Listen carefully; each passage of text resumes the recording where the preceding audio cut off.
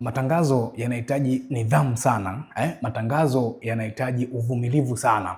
Huwa naona watu wengi wanafanya matangazo ya wiki mbili, akiona matokeo hakuna basi ndo anavunjika moyo sana. Mtu anafanya matangazo ya wiki moja, akiona hamna wateja anahuzunika sana. Lakini nataka nikwambie mimi kuna matangazo ambayo huwa na rani, wiki ya kwanza hakuna sales yoyote, wiki ya pili hakuna sales yoyote. Kuanzia wiki ya tatu ndio at least mtu anaanza kuona okay, kumbe kuna matokeo ambayo yanakuwa yanatokea kwenye hiyo biashara. Yaani manake ni kwamba hilo tangazo likija likatulia likawa stable, ni rahisi sana kuweza kurudisha hata faida zote ambazo umezipoteza mwanzoni. Ndio maana huwa nasisitiza sana kwamba ni lazima tuwe na budget ambayo inaweza ikakaa kwa muda mrefu zaidi. The more inakaa tangazo inakaa active zaidi, ndivyo Instagram na Facebook wanafanya hizo testing zao, sampling zao, na wanakuja kupata watu ambao exactly wanaweza wakanunua hiyo biashara yako. Kwa hiyo ukiwa na nidhamu, ukawa na uvumilivu kwenye matangazo, lakini kwenye matangazo ambayo unayatengeneza kweli, sio kama mvumilivu kwenye matangazo ya boost, utakuwa unapoteza muda.